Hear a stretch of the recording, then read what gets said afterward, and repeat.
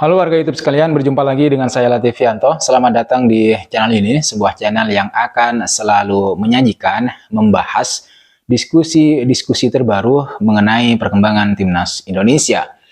Buat kalian, teman-teman yang masih setia untuk menonton video-video yang saya unggah di channel ini, saya ucapkan banyak terima kasih. Dan bagi kalian yang baru bergabung, saya ucapkan selamat datang, selamat bergabung. Silahkan nikmati konten-konten atau video-video yang ada di channel ini.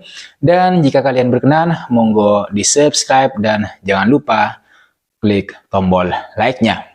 Nah, teman-teman, hari ini itu sudah tanggal 26 Agustus. Berarti hanya tinggal 10 atau 11 hari lagi kita akan melihat pertandingan pertama Timnas Indonesia di putaran ketiga kualifikasi Piala Dunia 2026 zona Asia. Tidak tanggung-tanggung teman-teman, pertandingan pertama Timnas Indonesia di putaran yang ketiga nanti adalah menghadapi salah satu dari 3 tim kuat di Asia yang ada di grup C, yaitu Arab Saudi. Pertandingan ini akan digelar di Abdullah Sport City Stadium Jeddah pada hari Jumat dini hari. Informasi sementara bahwa sudah ada 26 pemain yang bakal dipanggil oleh Shin Tae-yong. Namun sampai saat ini memang, terutama sampai video ini saya rekam, itu Shin Tae-yong belum mengumumkan secara resmi melalui laman PSSI terkait daftar pemain yang bakal dipanggil. Yang jelas, meskipun ada 26 pemain yang bakal dipanggil oleh Shin Tae-yong, namun Indonesia bakal tidak bisa memainkan beberapa pemain kunci, terutama yang berada di posisi lini pertahanan. Tidak bermainnya beberapa pemain tersebut yang ada di posisi pertahanan tadi akan sedikit mengurangi kekuatan timnas Indonesia di lini belakang. Terutama tidak bisa bermainnya Justin Hubner yang dalam beberapa kali pertandingan terakhir itu selalu menjadi pilihan utama dari Coach Shin. Dan jelas adanya Justin Hubner di lini belakang timnas Indonesia bersama Jai Itses dan Rizky Ridho itu di pertandingan-pertandingan sebelumnya membuat lini belakang timnas Indonesia tidak mudah ditembus. Apalagi kita tahu Justin Hubner ini sudah seperti premannya timnas Indonesia. Begitulah kira-kira julukan yang diberikan pada Justin Hubner oleh netizen yang bermain sangat lugas dan tegas. Justin Hubner di sisi belakang Indonesia memang sejauh ini oleh banyak netizen dipandang sebagai Ramosnya Indonesia. Karena penampilannya yang mirip-mirip Sergio Ramos gitu ya. Misalnya waktu bermain di Real Madrid dan di timnas Spanyol pada masa keemasannya. Seperti Ramos di Real Madrid, penampilan Justin Hubner di timnas Indonesia teman-teman itu tidak kenal rasa takut dan belas kasihan di atas lapangan. Itu Justin Hubner yang memberikan rasa aman di lini belakang.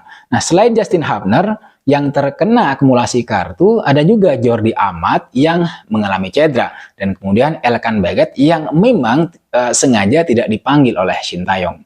Kemudian ada juga Martin Paes yang masih belum bisa dimainkan karena telat didaftarkan. Padahal Martin Paes ini adalah pemain yang kita tunggu-tunggu penampilannya, terutama bersama timnas Indonesia karena kualitas yang dia miliki di bawah Mister Gawang. Tapi sayang, dia baru bisa bermain untuk timnas Indonesia saat Indonesia melawan Australia di Gelora Bung Karno. Nah, teman-teman sekalian, informasi yang saya sampaikan barusan itu sebenarnya sudah saya bahas, sudah saya sampaikan di beberapa video yang saya unggah sebelumnya. Bedanya informasi yang saya sampaikan ini, barusan tadi ini adalah saya pakai sebagai background informasi saja untuk bahasan penting yang mau saya ketengahkan ke kalian kali ini, yaitu tentang pandangan salah satu media asing yang menganggap bahwa pincangnya lini belakang timnas Indonesia akan menjadi petaka bagi pasukan Shin Tae-yong karena lawan yang akan dihadapi adalah Arab Saudi yang notabene adalah karyawan tetap Piala Dunia.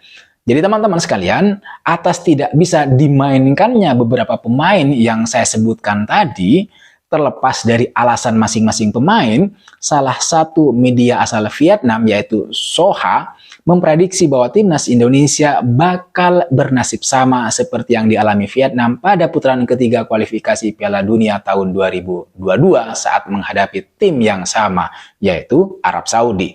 Sebagai informasi saja teman-teman, Vietnam pernah bertemu dengan Arab Saudi pada kualifikasi Piala Dunia tahun 2022. Dari dua laga, Vietnam selalu menelan kekalahan, yakni dengan skor 1-3 di pertemuan pertama dan 0-1 di pertemuan kedua.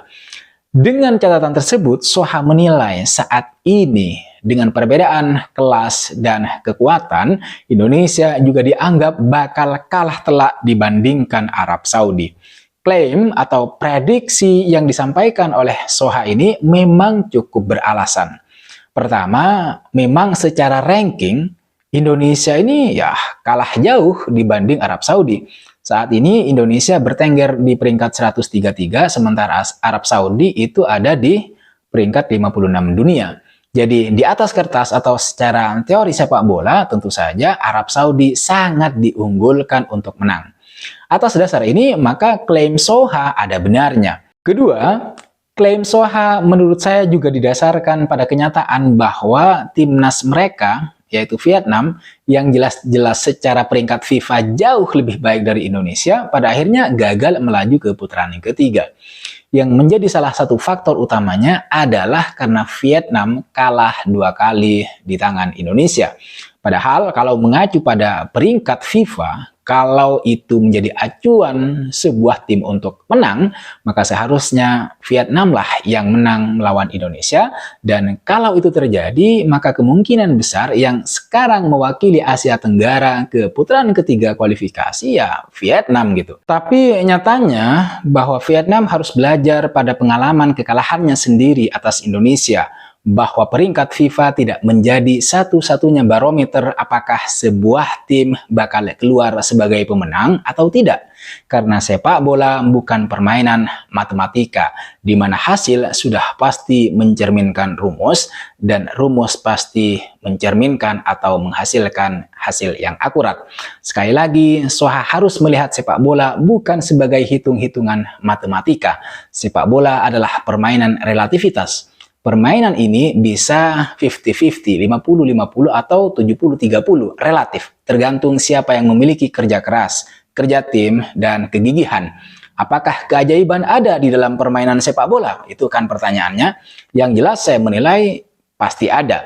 Tapi satu yang harus dicatat bahwa keajaiban bakal turun atau dianugerahkan bagi mereka yang bekerja keras, yang bekerja secara tim, yang bermain secara gigih, tidak mudah menyerah dan selalu optimis. Jika Indonesia memiliki syarat-syarat yang tersebut, tidak mustahil jika keajaiban seperti yang pernah diharapkan oleh Shin Tae-yong itu bakal turun ke timnas Indonesia melawan Arab Saudi nanti. Tapi menurut penilaian saya, keliru ya jika Soha melihat Indonesia bakal dibantai Arab Saudi hanya karena Indonesia tidak membawa Elkan Bagot dan tidak bisa memainkan Justin Hubner, Jordi Amat, dan Martin Paes. Mungkin Soha sengaja lupa bahwa permainan ini adalah permainan tim. Sepak bola adalah permainan 11 orang. Sepak bola bukan dimainkan oleh beberapa orang saja. Kemenangan dalam olahraga sepak bola itu tidak ditentukan oleh 1 sampai 2 orang saja. Kemenangan dalam sepak bola itu ditentukan oleh kerja keras tim. Itu yang harus dicatat. Jadi ditentukan oleh 11 orang di lapangan, bukan hanya 1-2. Artinya alasan tidak bermainnya Justin Hubner, Jordi Amat, Elkan Bagot, dan Martin Paes akan membuat Indonesia dibantai atau kalah itu adalah klaim lemah dari Soha. Timnas Indonesia tidak kekurangan pemain-pemain berkualitas di sektor pertahanan. Lihat saja, kita masih punya Rizky Ridho, Asnawi Mangku Alam, kemudian Pratama Arhan, ada Sandy Walsh, ada Shane Patinama, dan yang terakhir ada Jay Itzes. Bahkan kabar baik datang dari Jay yang akhirnya masuk ke dalam skuad Venezia yang akan melawan Fiorentina pada pekan kedua Serie A musim 2024-2025 yang sebenarnya sudah digelar pada hari Minggu tanggal 25 Agustus 2024. Jay Itzes masuk skuad untuk posisi bertahan bersama sejumlah pemain lainnya. Setelah pada pekan pertama dia harus absen karena akumulasi kartu kuning. Artinya laga melawan Fiorentina itu menjadi debut Jay Itzes di Serie A Italia. Ini bakal menjadi modal yang berharga bagi Jay Itzes yang kemungkinan besar akan menjadi andalan utama pelatih Shin Tae-yong di lini pertahanan timnas Indonesia, utamanya ketika melawan Arab Saudi dan Australia di putaran ketiga kualifikasi Piala Dunia 2026 zona Asia. Saya berharap sih melawan Arab Saudi, Shin Tae-yong bakal menurunkan trio Jay Itzes, Rizky Ridho, kemudian Justin Hubner di lini belakang. Tetapi karena Justin Hubner tidak bisa bermain, maka kemungkinan gitu ya, Sandy Walsh yang mungkin akan diturunkan. Yang pasti siapapun pemain yang nanti diturunkan oleh Shin Tae-yong itu adalah komposisi terbaik yang harus kita hormati dan kita doakan semua pemain yang ada di lapangan itu bermain maksimal sehingga nanti timnas Indonesia menghasilkan hasil yang optimal, bahwa tim ini nanti ya bisa saja imbang gitu, mengimbangi Arab Saudi. Dan kalau itu terjadi, artinya timnas Indonesia mengimbangi Arab Saudi atau mungkin bahkan bisa mengalahkan Arab Saudi, ini akan menjadi modal yang penting untuk menatap laga-laga berikutnya. Apalagi di match kedua, timnas Indonesia bakal menghadapi Australia yang secara kualitas juga tidak kalah dengan Arab Saudi. Bahkan Australia ini masuk ke babak 16 besar di Piala Dunia tahun 2022 sebelum akhirnya dikalahkan oleh Argentina yang keluar sebagai juara. Saya kira ini yang bisa saya sampaikan teman-teman. Jadi artinya ada klaim lemah dari salah satu media asing yang asalnya dari Vietnam bahwa dengan tidak dimainkannya Justin Hubner, kemudian Martin Paes, Jordi Amat, dan Elkan Baggett, ini akan menjadi alamat tanda bahwa timnas Indonesia bakal dibantai oleh Arab Saudi. Saya kira sih saya tidak sepakat dengan klaim itu, dan mungkin kemungkinan besar seluruh masyarakat Indonesia juga bakal tidak sepakat dengan klaim-klaim lemah seperti itu. Karena yang pasti Indonesia bakal mengeluarkan permainan terbaik dengan komposisi kekuatan yang ada. Justin Hubner boleh tidak bermain karena memang dia akumulasi kartu, tetapi saya yakin masih ada penggantinya yang sepadan. Saya kira itu teman-teman yang bisa saya sampaikan di video kali ini. Terima kasih kalian sudah menonton video ini sampai selesai. Jangan lupa like, comment, dan subscribe. I'll see you on the next video.